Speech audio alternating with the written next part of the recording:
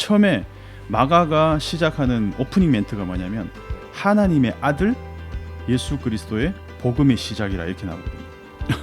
내레이션은 하나님의 아들 예수의 복음의 시작이라 이렇게 딱 밝히지만 정작 거기에 나오는 몰라요. 어느 누구도 예수님이 하나님의 아들이라고 인식하는 사람이 없어요.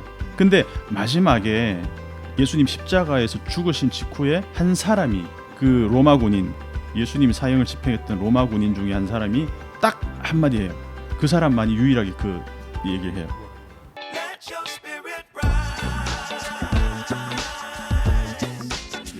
이 키워드들이 있잖아요. 네. 특히 마가복음 같은 경우는 손에 대한 이 메타포들이 많이 나와요. 왜냐하면 유대인들은 누군가를 접촉하는 것을 되게 부정하게 여기거든요. 우리 코로나 경험에서 알잖아요. 시장에서 돌아오면 뭐 바리새인들이라든가 서기관들은 손을 막 그냥 엄청나게 씻어요.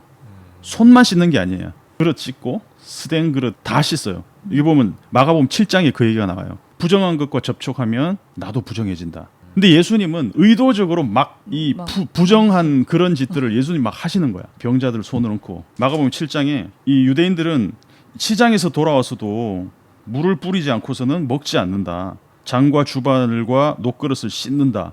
그런데 그 앞에 6장 마지막 절에 보면 예수님은 시장 같은 데서 가서 사람들한테 막 병자를 낫게 하시고 손을 대고 강구하니 손을 대는 자는 성함을 받으리라. 완전히 반대잖아요. 유대인들의 이 지켜오던 그런 율법하고는 완전히 반대잖아요.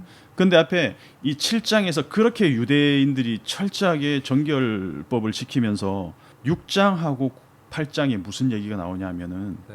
오병이어 얘기가 나오고 뒤에는 칠병이어 얘기가 나와요. 마가복음이 굉장히 자주 나와요.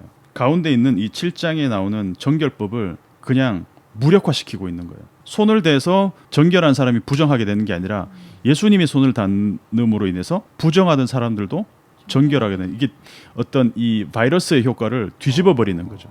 그 오병이어 사건 한번 생각해봐요. 오병이어 사건을 어떻게 기록하고 있냐면 5천 명이 이렇게 줄을 지어서 이렇게 앉혀 놓잖아요. 그 이 사람들이 어떻게 먹을까요? 비닐 장갑 끼고 빵 자르는 칼로 전염될까봐. 그런 거 없어요. 들판에 그냥 손을 들어서 다 찢었어요. 예수님이 축사하시고. 이 말은 뭐냐면 손으로 떡을 찢었다는 얘기예요. 그리고 제자들에게 주어 사람들에게 나누어 주게 하시고. 이 어떻게 했단 말이에요? 제자들이 손으로 그냥 여기에서 이 사람, 그러면 이 5천 명이 순식간에 그냥 다 감염되는 거예요. 그러니까 7장에 나오는 바리새인들과 서기관들이 이 장면을 봤으면 기절을 했을 거야. 아마. 왜냐하면 5천 명 중에 한 사람이라도 부정한 사람이 있었어. 그러면 순식간에 그냥 다 감염인 거예요. 우리 코로나 경험에서 알잖아요. 감염력이 얼마나 세다는 걸. 이 이야기를 의도적으로 하고 있다는 거죠. 그리고 뒤에 가면 8장에서 또 칠병이어 똑같아. 형식이 똑같아. 손을 들어 축사하시고 빵을 찢어서 제자들에게 나누지. 이 똑같은 이야기를 왜 앞뒤로 구성하고 있을까? 왜 이런 식으로 플러스를 만들고 있을까? 명확한 거죠. 이 손, 예수님이 손으로 닿는 모든 것이 정결하게 되는, 완전히 이 패러다임을 뒤집은 거죠. 말하자면. 그런 식으로 이제 마가가 일부러 의도적으로 이런 구조를 통해서 메시지를 전달하고 있다는 거예요. 메시지를 더 드러나게 하는 역할을 이 구조를 통해서 우리가 발견할 수 있다는데, 이제 마가 자체가 성경을 좀 그런 식으로 많이 썼어요. 1장부터 16장까지. 조금 더 약간 거시적으로. 구조도 있나요? 그렇죠. 무궁무진합니다. 이거는 예를 들어서 이런 거예요. 마가복음 전체에 드러나고 있는 주제는 네. 하나님의 아들이라는 주제예요. 예수님께서 예수님이 하나님의 아들이다. 근데 사람들은 하나님의 아들이라는 거를, 예수님이 하나님의 아들로 오신 분이라는 걸 몰라. 처음부터 끝까지 몰라. 근데 아이러니한 건 뭐냐면 처음에 마가가 시작하는 오프닝 멘트가 뭐냐면 네. 하나님의 아들 예수 그리스도의 복음의 시작이라 이렇게 나오거든요. 내레이션은 하나님의 아들 예수의 복음의 시작이라 이렇게 딱 밝히지만 정작 거기에 나오는 몰라요. 어느 누구도 예수님이 하나님의 아들이라고 인식하는 사람이 없어요.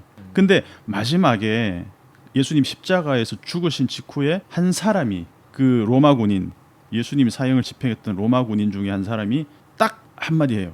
그 사람만이 유일하게 그 얘기를 해요. 이는 진실로 하나님의 아들이었도다. 이렇게 얘기해요. 그러니까 그 하나님, 진짜 치밀한 예. 그러니까 이런, 그 아까 얘기한 거시적인 관점에서 본다면 하나님의 아들의 존재를 사람들이 그러니까 발견하지를 못하는 거죠. 아무리 예수님이 기적을 행하고 사람들을 가르치고 치유하시고 하나님 나라를 선포하시지만 왜냐하면 사람들은 자기가 아는 세계, 우리도 그렇잖아요. 성경을 읽든 뭐 영화를 보든 내가 아는 것 이상의 수준의 어떤 그런 이야기를 만났을 때 그것들을 잘 받아들이려고 하지 않거든요. 그걸 이해하려고 하지도 않고 어떻게 하나님이 사람이 될 수 있냐, 이 관념에서 벗어날 수 없기 때문에 우리는 성경을 보고 그동안 또 우리가 또 믿어온 것도 교리도 있고 이런 것들을 통해서 삼위일체 하나님의 아들로 예수님이 오셨다. 그걸 우리는 믿지만 강요되어서 믿는 거지만 사실은 예. 이 사람들은 사실 예수님이 실제로 우리 곁에 어떤 친근한 어떤 이웃으로 동네에서 발견할 수 있는 사람인데 저 사람이 하나님의 아들이라 이러면 그걸 누가 믿겠냐는 거지.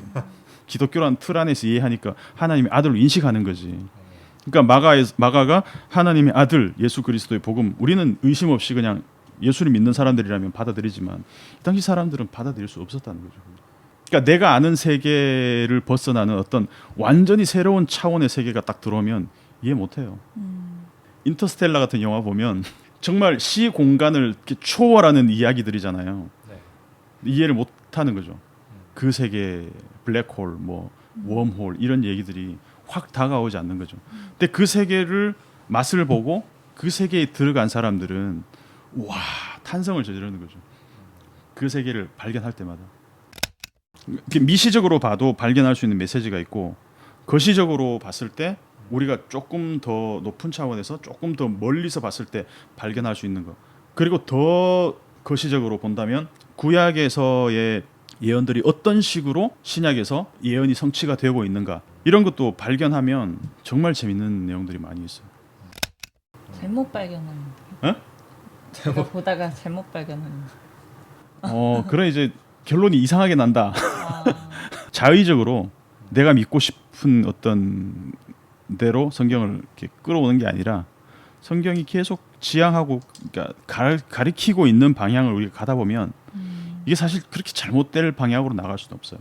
한 곳으로 모아지거든 결국은. 약간 그런 게 있는 것 같아요. 성경은 문자 그대로 받아들여야 된다. 약간 이런 게 너무 고정관념처럼 박혀 있다 보니까 이 안에 또 숨은 뜻이 있다. 막 이러면 그러면 안 될 것 같은 막 그런 마음도 있었던 것 같아요. 그러니까 문자라는 거를 우리가 정말 그 문자 하나 그걸 가지고 우리가 그걸 막 이렇게 생선 해체하듯이 참치 해체하듯이 막 그냥 온갖 의미를 다 부여해가지고 문자 하나에다가 막 그런 식으로 해석하는 게 아니라 제가 얘기하는 거는 맥락이죠. 맥락, 컨텍스트 전체 맥락 안에서 이게 어울려지는 그런 메시지여야지 이게 정말 자의적이고 내가 어떤 주장하고자 하는 어떤 그런 의견들을 갖다 붙이기 위해서 이 문자들을 쪼개가지고. 이리저리 막 이렇게 끌어와 가지고 어떤 교리 이상한 거 만들어 가지고 막 받지 막 이런 교리가 있었어. 그래서 내가 교주야 이러면서 조직 신학이 필요한 이유는 그것들이 곁길로 새지 않는 어떤 최소한의 가이드라인을 만들어 주는 거죠. 필연적인 우연? 저는 그 표현을 좋아하는데 그냥 우연히 어쩌다 보니 마침내 우연히 그러니까 룻기를 요즘 제가 설교를 하고 있는데 룻기에 보면 이제 우연히 들어갔는데 마침 지나다가 이런 거 나오면은 우연적 필연이구나. 예수님이 만난 모든 사람들 길 가다가 만났는데 그 이제 신학적으로는 예정이라 그러죠. 예정. 우연히 일어난 모든 일들이 전부 다 하나님의 큰 어떤 그 스펙트럼 안에서는 하나님의 그 예정 안에서 이루어진 일들. 우리가 이제 실제 이제 삶을 살아가면서도 한 번쯤 더 생각해 보게 되는. 그렇죠. 우리는 시공간에 매여 있잖아요. 과거, 현재, 미래 이런 식으로 시간을 어떤 이런 인과론적으로 이렇게 시간을 계산을 하잖아요. 네. 근데 알파와 오메가 되신 하나님 입장에서는 사실 시간은 크게 문제가 안 되는 거예요. 왜냐하면 시공간 밖에 계신 분이기 때문에. 우리한테는 미래가 불확실성이잖아요. 근데 하나님에게는 미래라는 것은 존재하지 않기 때문에 하나님은 그 모든 그 안에 시간을 초월하신 분이기 때문에 하나님이 이미 앞으로 어떤 일이 일어날지에 대한 결정적인 사건들에 대해서 하나님이 이미 다 알려주셨어요. 구원에 대해서도 그렇잖아요. 우리는 구원을 어떤 단계를 거쳐서 구원이 완성되는 만약에 그런 거라면 우리의 어떤 오늘의 행동과 오늘의 행동의 어떤 선악과 퀄리티와 이런 것들이 쌓여서 나중에 내 구원을 이루는 거라면 얼마나 불안하겠어요. 근데 하나님은 구원에 대해서 이미 결정적인 어떤 선포를 딱 하잖아. 구원의 완성, 네가 구원 받았다 이렇게 얘기하잖아. 근데 미래적인 어떤 그런 사건들 이런 것들 과거, 현재, 미래로 계산하면 어떤 이건 약간 시제를 초월하는 거죠. 그 완성된 구원을 그냥 나는 오늘 살면 되는 거다라는 거죠. 우리가 생각하는 어떤 시제의 시간 계산법하고는 완전히 좀 차원이 다른. 누가 한 얘기인데요. 이거는 그냥 다른 얘기거든요. 하나님께서 삼위일체시잖아요. 빛이라고 얘기를 많이 하시잖아요. 하나님은 빛이시다. 예. 근데 빛의 삼원색에 대해서 누가 얘기를 하는 거예요. 빛의 삼원색이 합쳐지면 흰색이 된대요. 근데 그 빛을 받아서 반사해서 색을 내는 애들은 색의 삼원색인데 색의 삼원색을 합쳐놓으면은 검정색이 된다. 이것도 어떻게 보면 삼위일체의 그런 표현이기도 하지 않을까? 그러면서 그리고 빛을 받는 우리들은 색에 불과할 텐데 아무리 우리 안에 것들을 긁어 모아봤자 검은색밖에 되지 않는 그런 걸 숨겨두신 거 아닐까? 뭐 이런 고민까지만 딱 멈춘 사람이 있었어요. 뭐 이런. 너무 갔나요? 오 하긴 했는데 빛의 삼원색, 빛의 삼원색. 코에 걸면 코걸이고 그게 이제- 걸면 귀걸이. 그게 이제 JMS로 가는 길인가요? 텍스트는 텍스트로 풀어야 되거든 사실. 네. 근데 빛의 성질 이런 건 뭐 물리학적으로 제가 뭐 어떻게 빛의 그 뭐 입자냐 파동이냐 뭐 이런 거에 대한 물리학적인 뭐 개념은 제가 잘 모르지만 너무 거기서 거기서 막 그냥 알 수 없음으로 남겨야 그러니까 아까 얘기한 것처럼 코에 걸면 코걸이 될 수 있고 귀에 걸면 귀걸이가 될 수 있는 메시지는 조금 우리가 경계할 필요가 있다는 거예요. 텍스트를 텍스트로 푼다는 거는 결국은 텍스트가 연결되어 있다는 거죠. 성경 66권 전체가 어떤 동일한 어떤 그 어떤 메시지를 갖고 있을 때 그게 어떤 힘을 내는 거지. 그래서 그걸 이제 인터텍스추얼리티라고 그러면 인터텍스추얼리티. 성경 텍스트 유기적인 어떤 텍스트성. 그러니까 창세기와 요한계시로 연결되고, 예, 우리 몸이 다 연결된 것처럼. 어제 배웠어. 선생님한테 위기체. 예수님 머리고. 그러니까 예, 그런 거.